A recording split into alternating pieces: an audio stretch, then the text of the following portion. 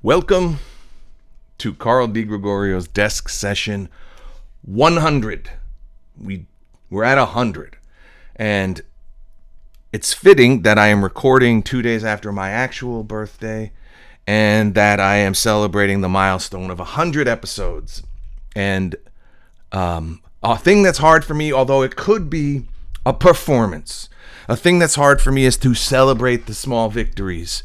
But really, is it? Because I don't know what the faking the funk is about being happy for yourself. I think you torture yourself because I'm at 100 and I'm not famous. And I don't really court fame because I think that's probably something that I am, who knows? But the point is, it's not like this 100 changes the paradigm of what I'm doing. But I am happy about it. And that anything less than celebrating yourself in terms of sticking to it, getting to 100, it's 100 weeks. It's, and really the celebration should be 104 because that would be 2 whole years. But 100 episodes of anything, 100 pages of anything, 100 push-ups, 100 sit-ups, 100 is substantial, and I am happy. And I am grateful. And I am taking my advice from my girlfriend who said you need to celebrate. And she thought I should get a cake. And I don't have a cake. And I didn't run out to get a cupcake. And I have candles from the last time. I think I celebrated at 50, if I'm not mistaken. And so here we go. We have a hot dog bun. I think I probably did this. Maybe it was a hamburger bun at 50. But we got a hot dog bun that I had nice Italian sweet sausage from a market up on Ocean Park. High quality sausage. I think the guy hooked me up too because it's $6.99 a pound. I got 3 and it was like $7.50. So I think he's like measured 1 and then gave me 2. I don't know. I like to think that I'm getting hookups because I don't know. That's like an East Coast thing. I get hooked up over here. Probably doesn't happen. But here it is. 2 candles because we're going in 50 increment blocks. And this is going into the second year of this. I want to thank anybody out there for all the support. I get plenty of support. Oh, one went out. I can't fucking jinx this. I gotta make the wish before they go out. I'm running the light literally. Or I'm blowing it out. I can't do this left-handed. Fuck this. This is not going smooth. This is why I didn't want to do this without staff. All right, we're back on. We're going to make a wish because that's a wish for this. I'll keep to myself. A wish for you might be hidden in my own private wish. And it's the stop plosives. I don't know if you know what a stop plosive is, but P's is a stop plosive in voice and speech. And that's why if you're... I have to go off the side because I will blow these out with my hardcore speech, and I'm probably too far away from the mic. But a wish I'll keep to myself, but perhaps a wish for those of you out there to, stick with this as much as you can. Stick with whatever it is. Get it off the ground. Don't talk about it. There will become a point in all these ruminations where you will get sick and tired of hearing yourself talk about it, and the doing it is the thing. And that's a little bit sly because this started out as me talking about my one-man show, and we're at 100 episodes, almost 2 years, and we have had a reading. So there are long goals and short goals, and I think forward progress incrementally in everything. Go to the gym, and if you're too tired after riding the bike, then at least you went and rode the bike. And also, let's not sabotage ourselves and not be afraid of success. That's what I think I'm rounding the corner of understanding. Fear of success because things change and you can't tell a sob story when you're on top. And that's what a lot of people don't understand, and I think I'm starting to. People don't feel sorry for Brad Pitt, and the like, or, the head of JP Morgan Chase or whatever. So if your bag is to receive sympathy, then you don't want to succeed. But we're going to change that paradigm in our, I'm doing so good. Anyway, I do have to get past this hot dog bun with 2 candles. I want to thank you for paying attention at 100. And like I was about to say before I blew the candle out, while YouTube is lagging a little bit behind in views, I'm doing pretty well on my reels on Instagram. At DeGregorio, and I guess that filters to Facebook.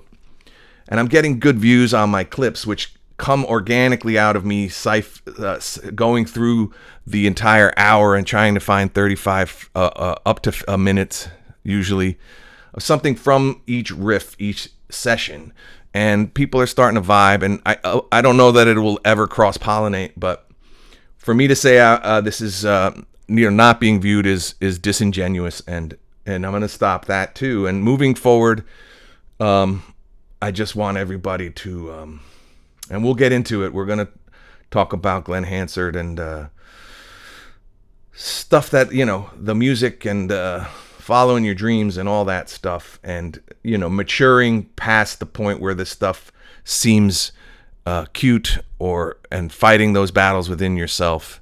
And a couple other good things have happened in the turn of my year, right? This is your birthday is your new year, so this is my new year turning into when I started this, and when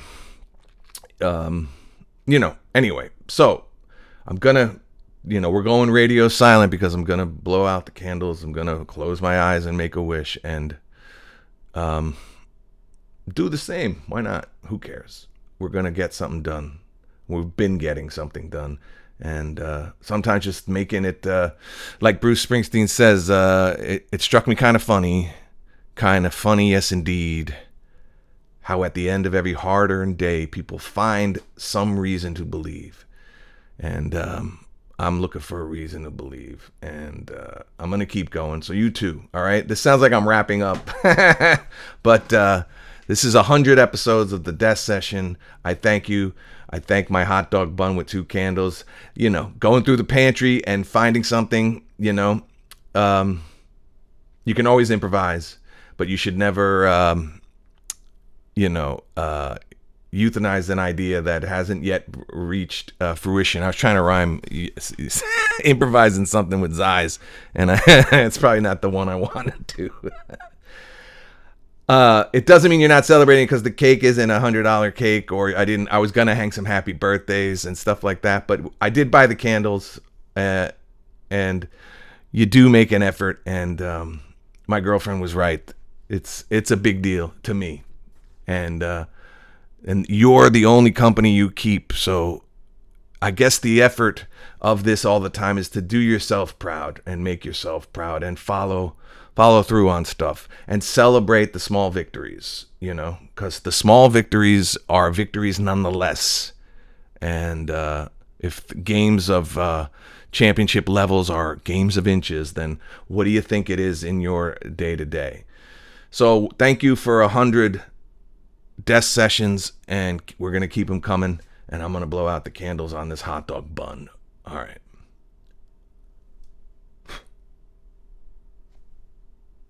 Well done. And now I got a little smoke on the water. All right. So we got the 100 out of the way, and now the big debate in my mind moving forward is what my buddy asked me. I hung out with him on my birthday.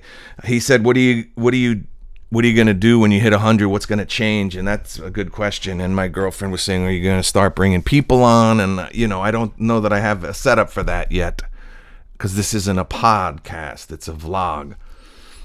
And as demoralizing and self-destructive and culture-destroying social media can be, occasionally, when people flip their algorithms to similar things, when people send things to you that resonate, and it's sort of an act of encouragement, because someone thinks you'll relate to something.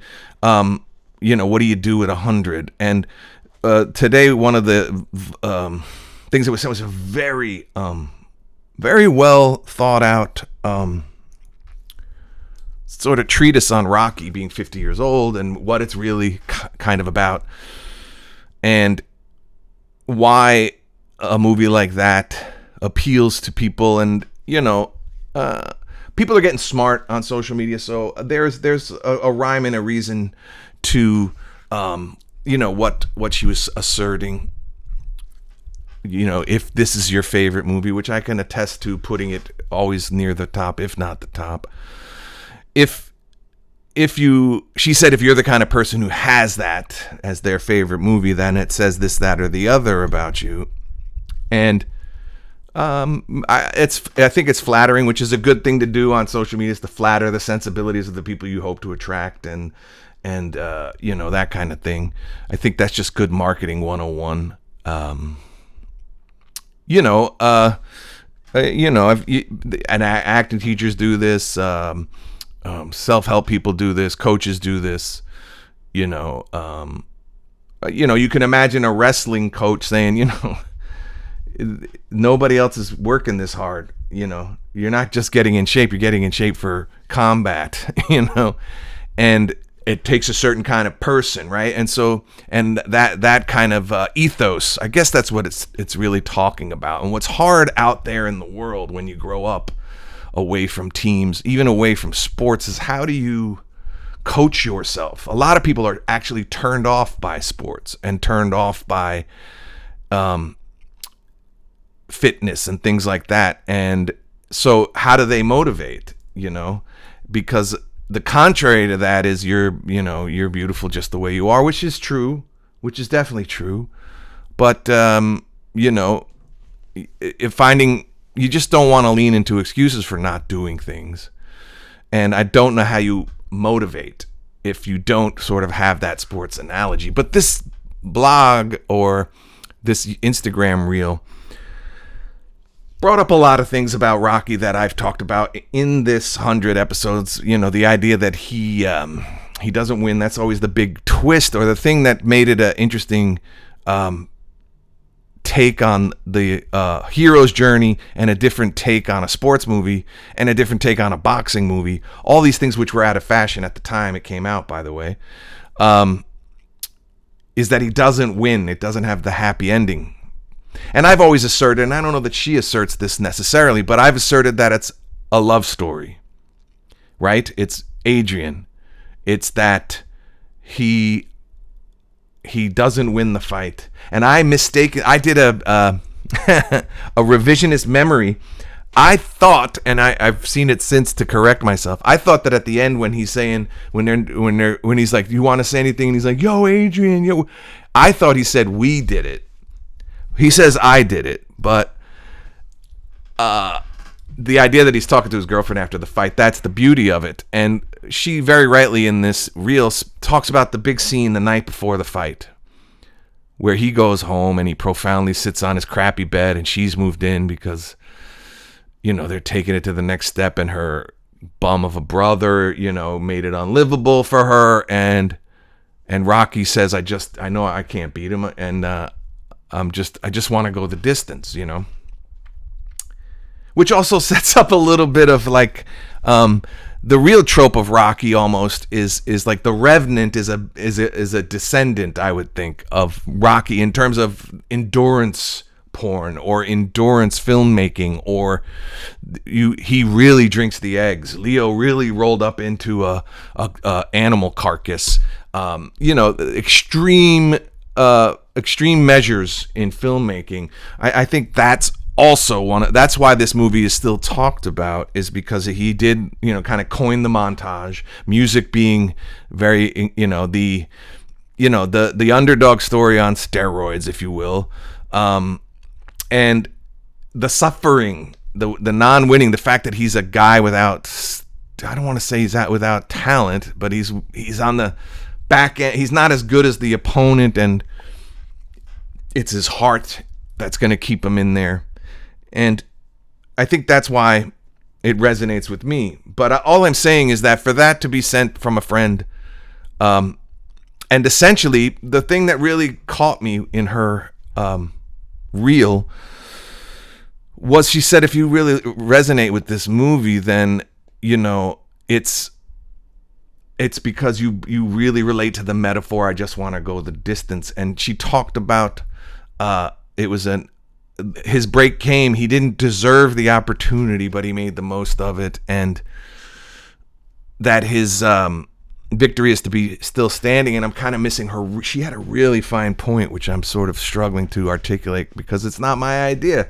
And, I may have a take different than hers, but I was really resonating with the idea that, what are you, she was talking about how he was already cast off. The world had already decided he was a bum from the neighborhood. And he was saying, this is her point, he was saying that if I can go the distance, I can prove to myself that I wasn't just another bum from the neighborhood. And she said that he proceeded even with the doubt. And that's the point, that he proceeded even with the doubt. And if you're waiting for the doubt to go away to start, which is what I'm kind of getting at with making it to 100 death sessions, and because a little bit of him believed the shit people thought about him, that he was a bum. But, there is this thing, and I've talked about it. There is this thing, this innate born thing that is different in every one of us, that is innate and has very little to do with the DNA, and has very little to do with the people that you're in this family with. And the paradox is everything you have imprinted from DNA is all you have. So the paradox is you are made of your mom and dad. That is irrefutable. But you are also lit by something that people describe different ways and relate to things different ways. The life force, God light, the Holy Spirit, anything innate that you are born with. We are stardust, we are golden, whatever that is the paradoxically other thing that is us. And Rocky being from Philly, Rocky being Italian American, Rocky having maybe not a lot of good role models, Rocky being working class, that was a legacy of what was going to be the maximum roof or ceiling for Rocky. That's the DNA part. The fact that he was a lefty, the fact that he had good power but a little slow, like those are all irrefutably inheritances from his DNA. But what we're saying about, and what that woman was saying about the deeper belief, the light inside, what made Rocky know that love was the answer to motivate him, that just going the distance and standing on 10 toes down, that whole thing, that came from him, he or from the higher power or God or whatever you are comfortable dealing with. I don't mind saying God or higher power or life force or light. I like to relate to light. So if you are struggling like I have and will continue in many ways, but maybe I can turn a corner on it. The thing that motivates you even through the darkness is that thing that is separate, that is yours and yours alone, that is between you and God, or you and what you're willing to do. And it's just it's this constant, I don't want to call it a battle because I don't want to use violent terms, but it is the battle between these influences in your life and things you have to leave aside and things you have to run toward. And what I guess I'm not guessing, but I've gleaned, not from any point of authority on my part, but that's why you do the meditating and you try to still your mind, because you get more into, aside from all that, you get down to what's the core. And you quiet your mind and you remind yourself, which is why sports does help you transport, because you train and you start to get out of the intellect. You start to get out of neurotic tendencies. You start to get out of negative self-speak that either comes from the universe or comes from model behavior in your primary family or family of origin, all those terms and stuff. But that's why you go inward to see where you're at. I think conversely why I was attracted to acting is because it's Talia Shire was the first person I heard say this. I don't know that she's the only one or came up with it. Being from Rocky, that's probably why I paid attention. She said, an actor is an artist of the heart, an athlete. Sorry, let me. an actor is an athlete of the heart. I like that. Because we do talk about in really good acting is to be spontaneous, to not be in your head in the arts, in acting, in music and stuff like that. But I don't know how you escape the four walls of your head. And so there is a trick that you have to stay spontaneous. But if you're forgetting your lines, you have to look like you're not thinking, but you're thinking to figure out, I don't remember this. And then there's all the, there's a woman who has muscle music is her platform, and she's talking about the nervous system. And in the paradigms of conservatories, you are ashamed for not knowing your lines. But if you have to use your intellect to remember your lines, then you're shamed for being in your head. And it's like, well, how the fuck else am I going to get these fucking words out of my mouth? Yes, you can drill them to the point of exhaustion and learn them so that you're not thinking about it. But if you're in those bubbles of new pages or a self-tape or someplace, or even an acting class where you go week to week, you're going to be thinking about your lines unless you have enough time to drill. And you get shamed for being a fuck up, or you shame yourself. I'm not good. I don't have great memory. It's like there's some great actors with bad memories, but they still, so then they have to work harder. That's what I've learned. I am a nervous person, so preparation. And I'm going to stop that. I'm going to say I've previously been identified myself as a nervous person, but I just like to be prepared. Not so much I learned the hard way or the easy way. I like to be prepared to eliminate neuroses and nerves. That's about the only way I know how to do it. And the energy it takes to fake the funk and to be confident even though you're underprepared. I'm not good at faking the funk of being cocky when I don't know. So true confidence comes from preparation, right? That's what all the fighters say. That's what all the, Anthony Hopkins type actors, a lot of, But what I'm saying is, to be an athlete of the heart, good. It takes it out of the realm of intellectual. I'm with that. I also like that I can relate to the athlete in me, or the former athlete to me, as it were, that my dad was a sports writer. I like sports analogies. And so for the person who's in Rocky, as Adrian saying, we're athletes of the heart, that also is like part of your training. Why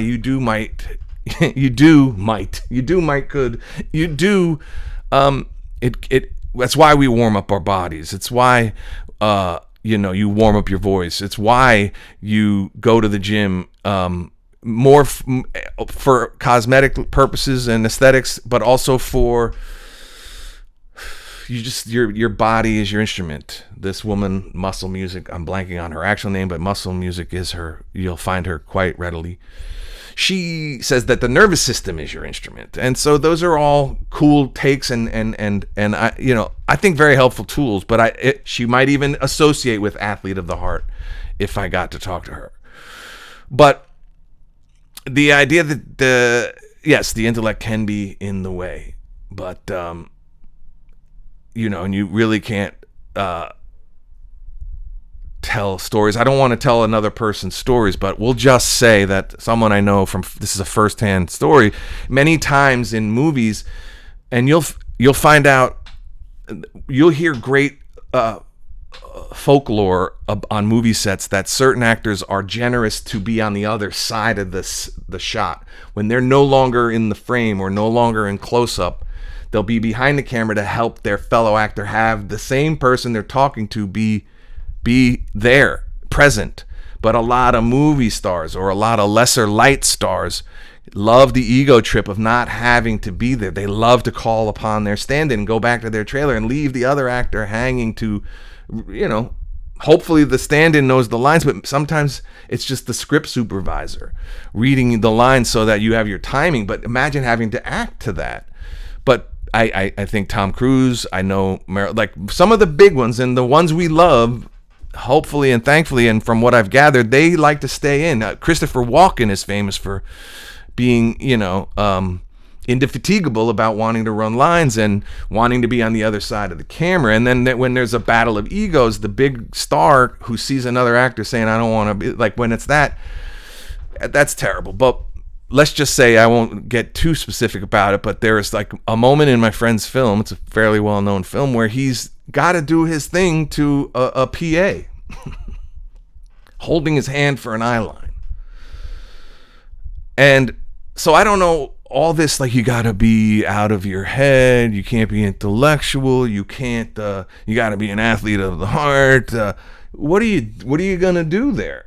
You know, what are you going to do there? You have to find a way. Now, I would imagine being prepared and not being thrown by talking to the hand, literally. And then, or one thing about film acting is it's stuff that's captured.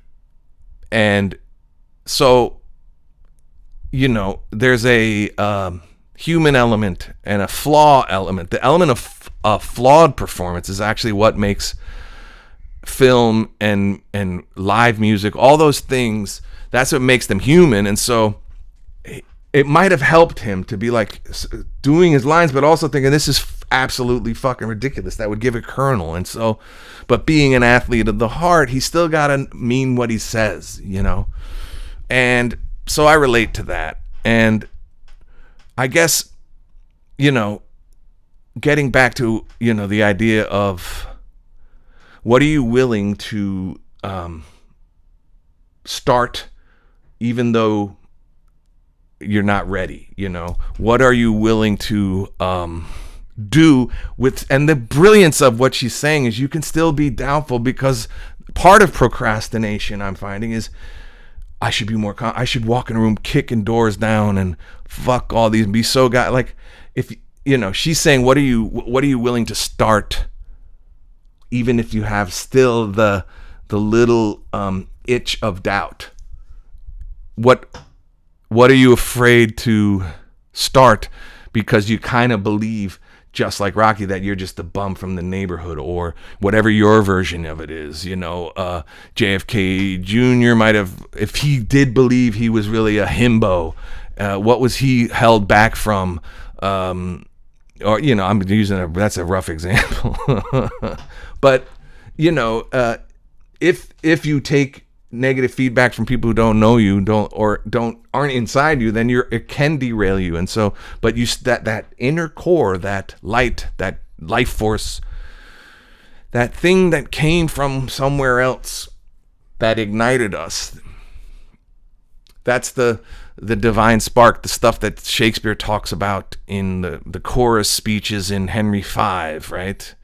Oh, for a muse of fire that would ascend the brightest heaven of invention, you know? Hamlet talks about to be or not to be. I think it's an oversimplification that it's suicide ideation. I really do.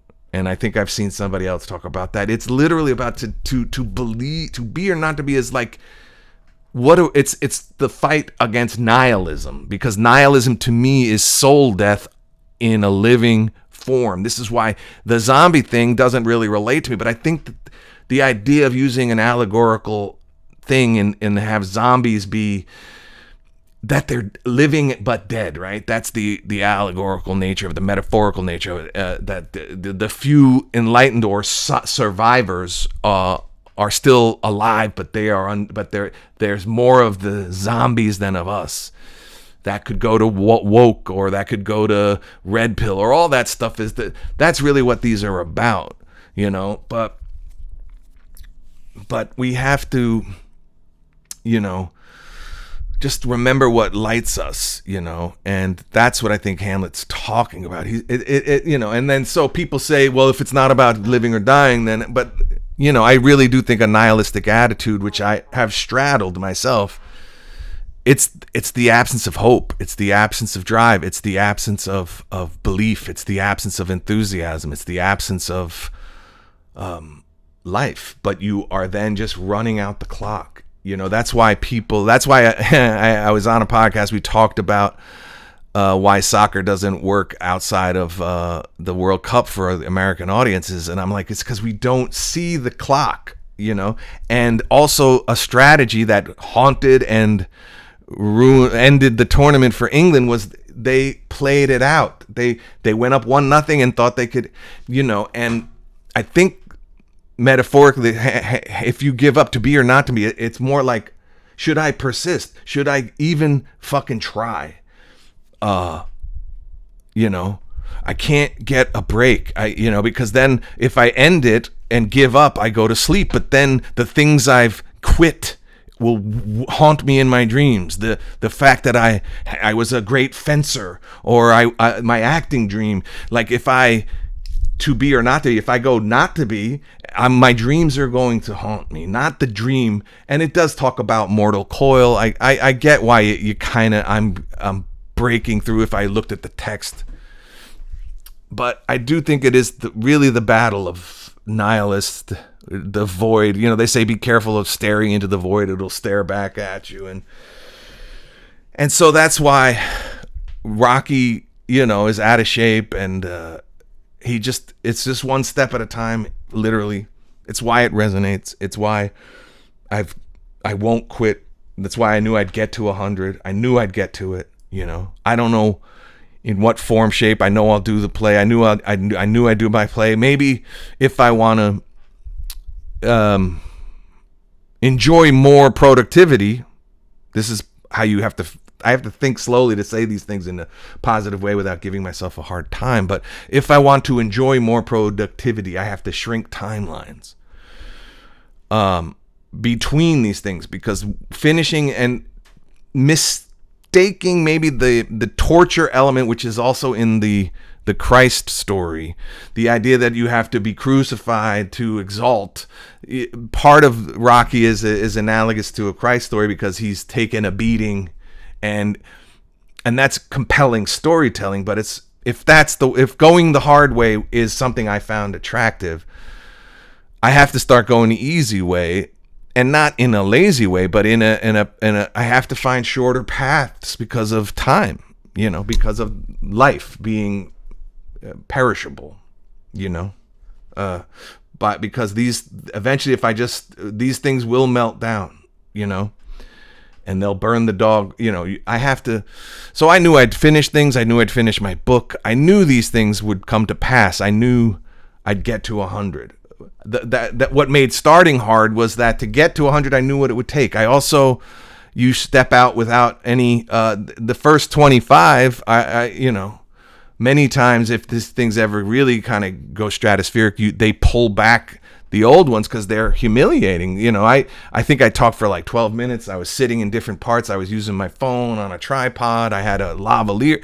The first few are brutal, and maybe all the way up to 50 are kind of rough. Maybe these are still rough.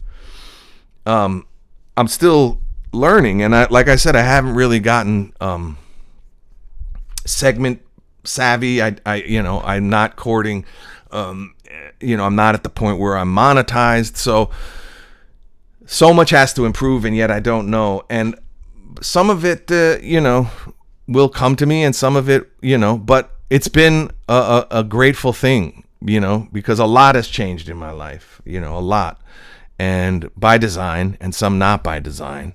And the uncertainty of my day to day, I have filled in with certain things, the gym, the days I record this, the time the day I release it, which is Tuesday, the day I have to edit, how many reels I put up. If I'm aiming for 3 a week, but I don't know that I say 3 quippable things, or they're not modular enough to yank out. I'm finding out things in the algorithm. If you mention an actor or a famous person and you use that in your hashtag, my views go up. So I don't want to be and a lot of what the reels and the guru types are doing these days is they're manipulating that. I want to be aware of good hacks, but I want to keep the authentic nature of this. And there is a bit of an old record playing in my head that this is embarrassing, this is immodest, this is, what are you doing sitting there talking to people as if you got something to say? Who are you to say? And blah, blah, blah. And on my birthday, having a conversation with some people, the people who I connected with on my birthday and the day after, it's inevitable that, for me anyway, that, like I said, this is my new year, and channeling Providence or good fortune. I've been waiting for my headshots I was hoping, my vision was to schedule this because I want to have something big happening right into my galloping into my new year, which is my theory for the actual new year. When I say, if you're not already starting shit in November, the idea that you'd be able to turn on a dime on New Year's Day is foolhardy, so in June and July, before, I knew I had to take the headshots. I knew there was a 2-week turnaround to get the final edits. So I had to start buying clothes. I had a vision of having my stuff done by my birthday, so that boom, August, which is when a lot of the episodics kick up, I'd be ready. And lo and behold, the day after my birthday, which will still have the halo effect of still being around that time, still in the month of July, my headshots came through. And now I have them. And so, again, no excuses. And giving myself a chance and putting my hat in the ring, A lot of these axioms or these idioms, I guess is the word, hat in the ring. I think that comes from challenging someone in old school boxing rules, right? You basically call an I got next, but what next is a fucking possible beatdown, right? So that's what throwing your hat in the ring, and they use that in political running for office and things like that, or lobbying for a promotion. I'm going to throw my hat in the ring. Which brings me to last week I was talking about John Carney, the director, the Irish director who made Once, Sing Street, Begin Again. And I spoke about how I am moved by his work. I want to be involved somehow, some way, someday. The fact that Once is the one that really got it started. And then, I claim no synchronicity on this. It was recorded on a Saturday before, and then I released it on Tuesday, and Glen Hansard has passed away in a motorcycle accident at 56. I take some comfort in the fact that I have on record a time-stamped kind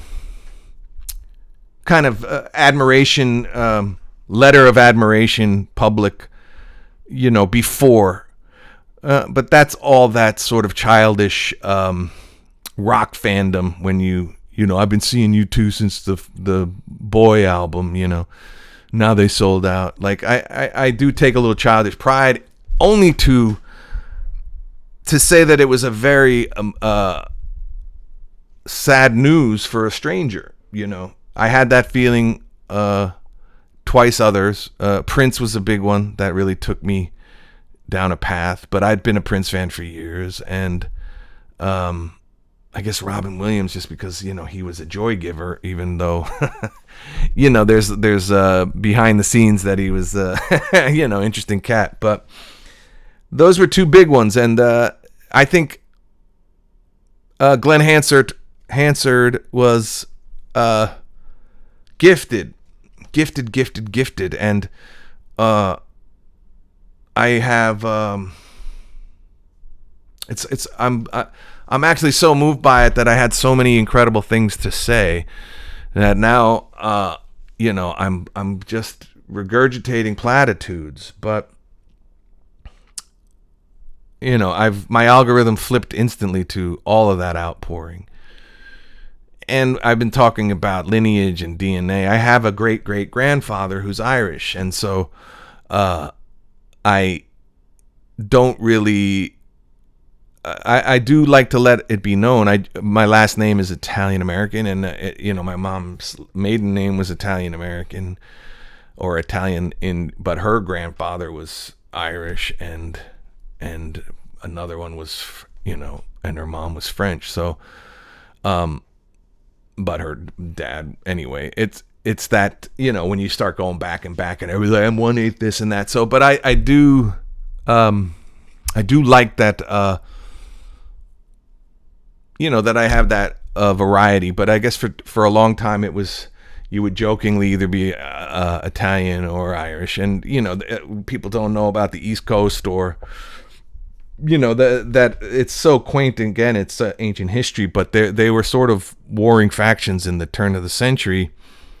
But and the cliche was, but they intermarried, so there's a million Irish Italian girls and guys, and it just who the dad, who gets the last name is really, I got a buddy who's Irish Italian, and he's got the Irish thing, and so instantly he's drinking Guinness, and then if you have an Italian last name, boom, you're talking about your antipasto, but a lot of this is because my family's sort of older and been around, and we're not, for the first generation is hundreds of years ago. A lot of it was, we just sort of assimilated it as Americans. But when you hear that you have some Irish lineage, and if you know about Irish music, and particularly this Glen Hansard and the music scene, and there's a certain passion that's different than Italian passion. There's a certain passion that Glen Hansard certainly exhibited. I emotionally went off on diatribes and a diatribe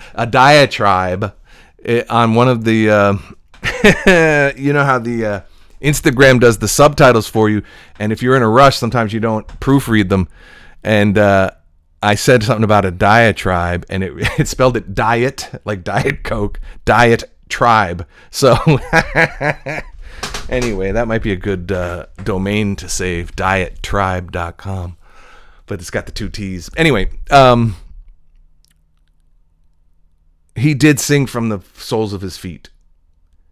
And he started out as a busker, which is just someone who plays on the street. And it breaks my heart that a dear friend of mine who's passed would have had to have been listening to demos that were not imported to America to even have heard of this guy. But I think of this dearly departed friend when he was a singer songwriter as well, and he wrote a song called Busker's Lament, and Glen Hansard was probably gigging but on the streets of Dublin before my friend passed, but he hadn't come to the public because once, I think was 07 or 05, 07 or something like that, and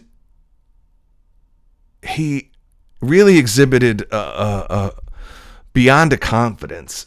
To me, it seems like when I started listening to his back catalog that, when you pick up a broom and you're doing air guitar and you're just strumming and you're not playing along to anything, but you're just like vibing, he's literally, and I think the combination is that he somehow could play what he felt, write songs that were fluidly with what he felt. It just seemed like it was pouring out of him, that there was a direct, that beam shaft of light that shot through him and came out with as words and guitar and emotion and song and melody and passion, and enough to get you to stop dead in your tracks in the middle of a city street to listen. So I mean, you can only imagine that training ground. Talk about Rocky hitting the working out against sides of beef, like playing on the streets in Ireland to get people to pay attention to you. I tried to do stand-up comedy with a microphone in bars that no one could. You can't turn the crowd to your side, but he could with his music, And so then you give him some lights, some amplification, a low roof, a packed house. When you see him then finally get to play on big stages, it's like he's a level above. He's a level above greater artists on the charts, in my opinion.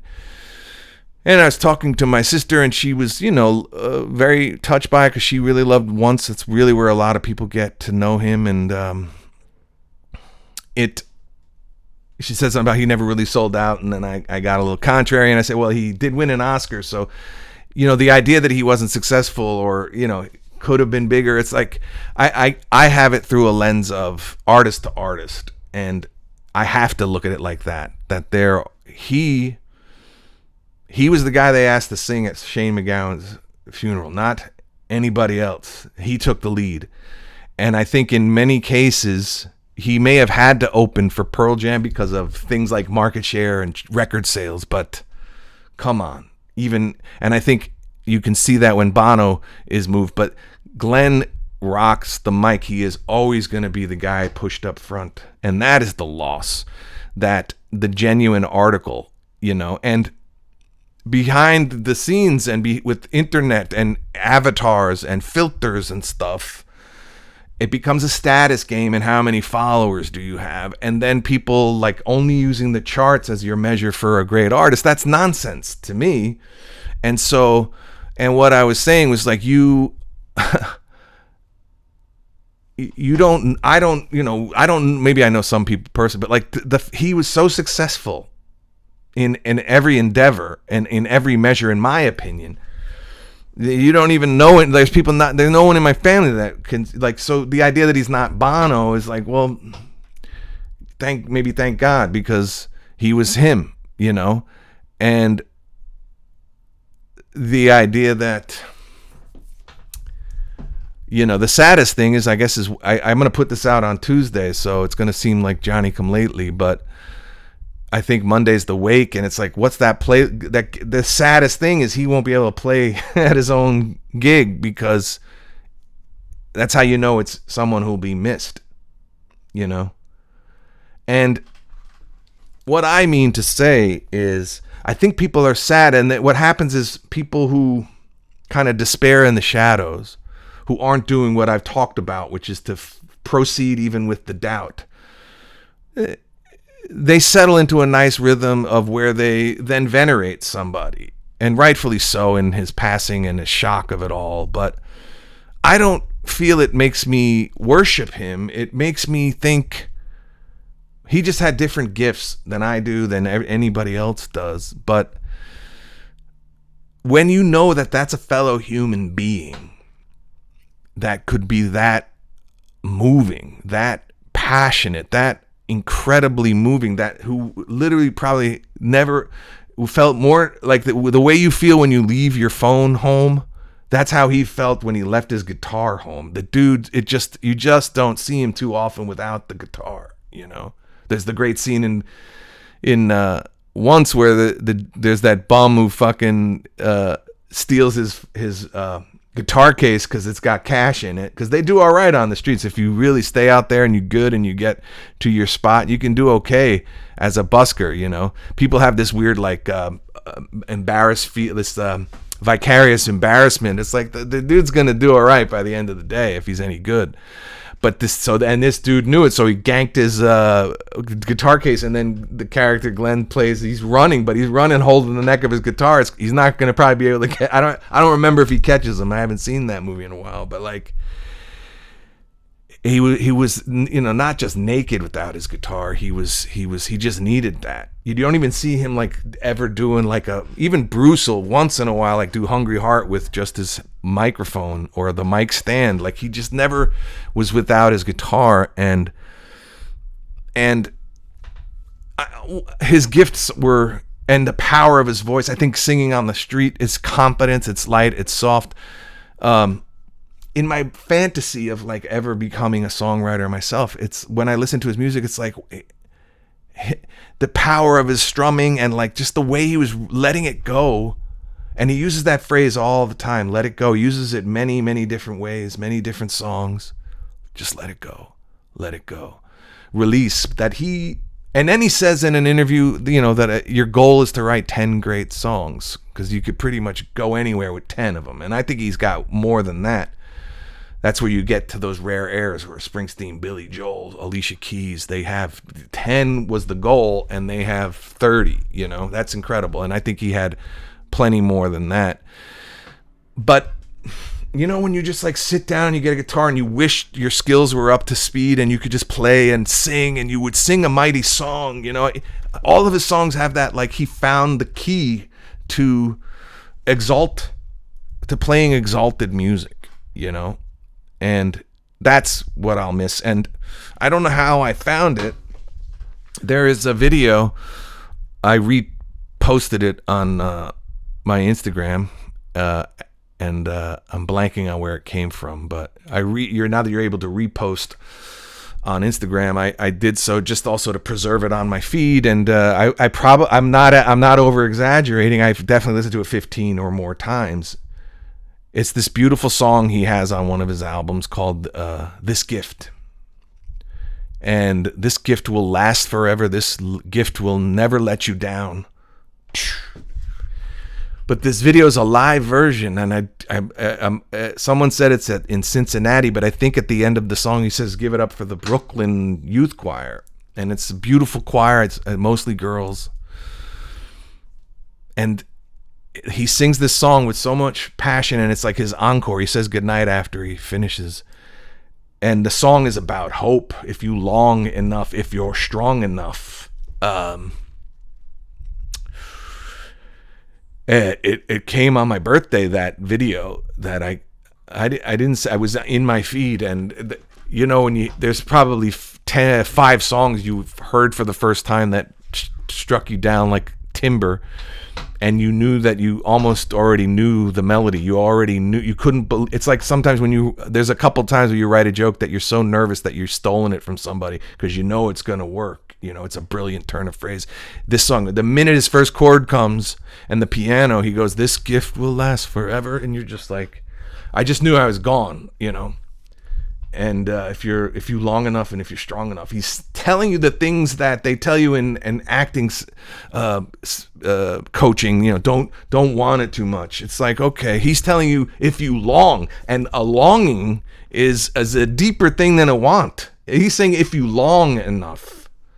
If you're strong enough. Obviously he's fighting for that rhyme, and long meaning like length of time. Hang in there, go the distance, just like Rocky.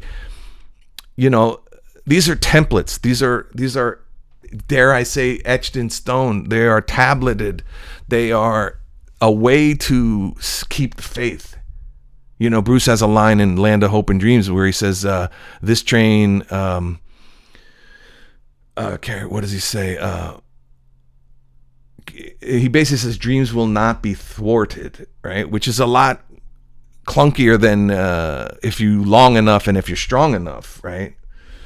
And he goes, don't let you have to. It's this live version is incredible because you see the choir behind her, and there's people like touching their heart because he's really feeling it. It's so different live. He's a born live performer, and it just takes him over, and he's really giving it everything he's got. And these young kids who are hoping to perform one day are seeing the genuine article. Like, that's what it looks like. I'm singing in a choir.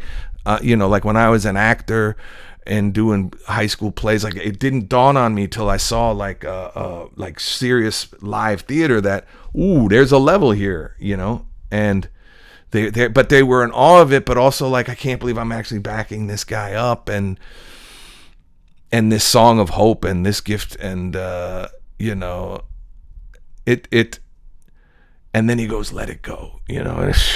The dude, and you know, you gotta love the Irish sense of drama and the sense of wonder and whimsy, and there's some great poets from Ireland, and if I have a tiny bit of that lineage, it's something to be grateful for, you know.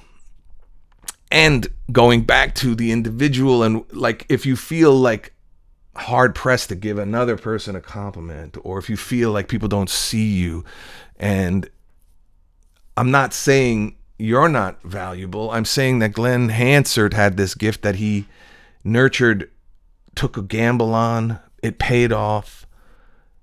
It doesn't discourage you, it should excite you. There's a famous monologue in an old movie called Vision Quest, and it's Elmo is the character. You don't know a lot of Elmos in character names other than Tickling Elmo, but the character is a short order cook in a hotel room service kitchen that has befriended the high school kid who's going to wrestle. He's going to drop weight, and he's going to wrestle the best wrestler in the state. And Elmo has been helping this kid. He's been giving him wheat germ and ground beef patties to keep some nutrition, but not because the kid's... And he's been a supporter of this kid, and he's kind of a down and outer. Maybe life got away from. Maybe you just don't know his backstory. You just know he's living, at very least, he's living a austere life. He's living in a borderline flop house. You know, money's not he's not overflowing with cash. You can tell. And the night he's about to wrestle, the young kid, the night he's about to wrestle, Elmo's not at work. And similar to Rocky, he's looking for some fortitude. He's looking for some moral support. He's looking for, tell me it's going to be okay, older, wiser man. And the dude wasn't so he comes to his apartment, knocks on the door, and he goes, "Aren't you, what are you doing? Someone said you sick?" He's like, "No, I'm not sick. I'm coming to watch you wrestle tonight." And the kid says, "I might do it. I don't know." The kid says, "What do you? It's a lousy 6 minutes. Why are you doing it?" He goes, "Hey kid, money ain't everything, you know." And then he tells a story. He says, "You ever heard of Pele?" Yeah, soccer player. He goes, "A very famous soccer player." And he talks about how he's on UHF and randomly stumbles on a Pele match. And Pele, he said, and Pele flips over and basically does the bicycle kick and scores a goal. And he's like, he's screaming and he takes his jersey off. And he says that the part where it starts to get poignant, and he goes, "I start crying, you know, because a human being," and he says, "a species which I happen to belong to, could lift himself and the rest of us poor souls up, if just for a minute." And he goes, "Let me tell you something. It was pretty goddamn glorious." And then he says, "Anyway, that's why I'm getting dressed up, and that's why I took a night off from work. It's not about the 6 minutes. It's about what happens in that 6 minutes." And that's what I mean when you see Glen Hansard sing in front of a youth choir, or you see him sing on the street, or you know he's just strumming and gigging, and it has to make you feel good, because it's sort of almost without the ego of, he's not peacocking, he's just exuding.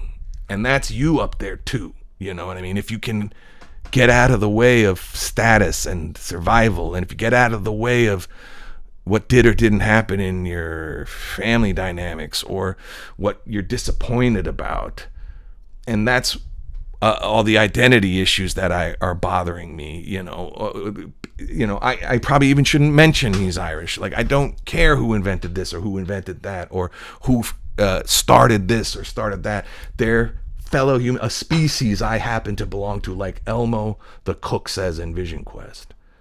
That dude is a sage. And in the hero's journey, there's names in the book, whatever, at Griffin, or his speech gives this kid that second boost, like in that Cruisin' USA video game, when you double tap the accelerator and you get that speech gives this kid, Loudon Swain, who's about to go wrestle a guy who should break his spine, that gives him that push to go and knock him out, you know. Hey, Loudon, kick his ass, or, you know, and I relate to that. And Vision Quest is like Rocky for wrestling, but it's a very good film, worth seeing. I don't know if it's on Prime, or you might find it on YouTube, but what a good movie. And so, you know, it's a true RIP for Glen Hansard. His music was unbelievable, and people know him are struggling, and it's very hard to like sound like you're halfway together if you're mourning someone you never met, barely, you know, only know as an apparition. But that's what he's saying, Elmo. It's like we all know the pain of loss, and we also, what I know is that that's the genuine article. It doesn't. A long time ago, a liquor rep I knew, another Italian guy, but he was really cool with me, and I was just moved to LA, and I was kind of down and out, struggling, because it's really hard to get yourself situated in LA, and I was just clinging to my New York thing. I'm a New York guy. I'm in LA. I don't even know what I'm doing here. And Joe, I think his name was, but he moved on from, like, he worked in restaurants, and then he's like a big regional manager now, I think. but I remember him like talking shit with me. We kind of bonded. He would bring me. There was a strip club near the airport that he supplied liquor for, and he'd bring me the calendar. And I remember I got in trouble like for still having the calendar up when I was dating a girl. I'm like, you know, these are kind of busted. These are like bullet hole strippers, you know. So that was a bond we had, and it was definitely an Italian thing, East Coast, West Coast, but. And he remembers like guys being dicks to him behind the bar, and he's like, I can make you famous. And he's like, I'm already famous. You know what I mean? And I'm like, yeah, exactly. And what I mean about the genuine article is all these poses and publicists, and, you know, to be a star among stars is, there's nothing you can do, you know? And people do envy it, and people do try to out-status you. That's what people do with these stupid red carpets. There's a staging element. The bigger the star, the later they show up on the red carpet so they can upstage. It's this vanity stuff that is really a turnoff, but there's not a lot you can do, you know, when a certain true artist shows up. The effortless charisma of certain people, the genuine article, like Glen Hansard, like I said, you could be at a gig having a jam set, you're gonna push that motherfucker forward. It's many times as Bruce, you can see that there's this deference to Bruce, but you know, and you can stuff your Grammys up your ass, and you can stuff your record sales up your ass. That guy with a guitar and a mic is lethal, and that's the pain of the loss, and that's what I look for in an artist, and look for in an actor, and hope to channel in my own. And so when I struggle to find market share, or that's why these pictures are important, that's why every audition is important, that's why people think I'm crazy, because I can't fake the funk, because you know, and it's a little harder because I don't do stand-up at the moment. So you know that there is a self-determination element to being a musician on the street, a stand-up in a club. You know, you can sort of force the issue, and I do miss that element of it, but you also got to play your strong hand. I mean, it's not like he decided he wanted to be a drummer, right? He was going to be the singer and the guitar player and a songwriter. And I don't know. It's a bummer. You know, I'm bummed out that like he had a tour booked. That means he doesn't get to play it. He doesn't get to commune with the fans who are going to come see it. He's got a kid. I mean, there's just so many sad things. And then to be or not to be, to go back to that, to be or not to be, if you're the person who says, yeah, you don't even know the fucking guy. He had a kid when he was in his 50s. What an asshole. You shouldn't be riding a motorcycle. That's the to be or not to be. And I want to, you know, I don't want to be that. I don't want to dive into that pit of nihilism. You know, I want to project outwardly that you can mourn a stranger because you have had friends that you've lost, and you can empathize with the loss they're going through. The fact that funeral of Shane MacGowan, where they started dancing in the church, my buddy who's Irish as fuck, goes to Ireland, drinks Guinness, knows his family crest, all this shit. I used to send him the Saw Doctors music, the Waterboys, all that stuff, the Pogues. I said R.I.P. Glen Hansard to him in a text. He's like, tell me the name again. I don't know who it is. And I'm like, and I told him, he's that cat from Once, the dude who sang at, the dude at Shane MacGowan's, because he had sent me the video saying, or I had sent him the video, but, you know, the joke being, you Irish really know how to mourn, you know, you celebrate, you know, similar to like the African-American, New Orleans, where you send somebody home and you party your way down the second line, and the Irish have a version of that. And so I'm sure it's going to be moving for people who, you know, really do miss him, but it's going to be moving for anybody who's lost anything or who knows that the genuine article left the planet. And not that, you know, the other part of the nihilism is like, we'll never see another like him. That's right.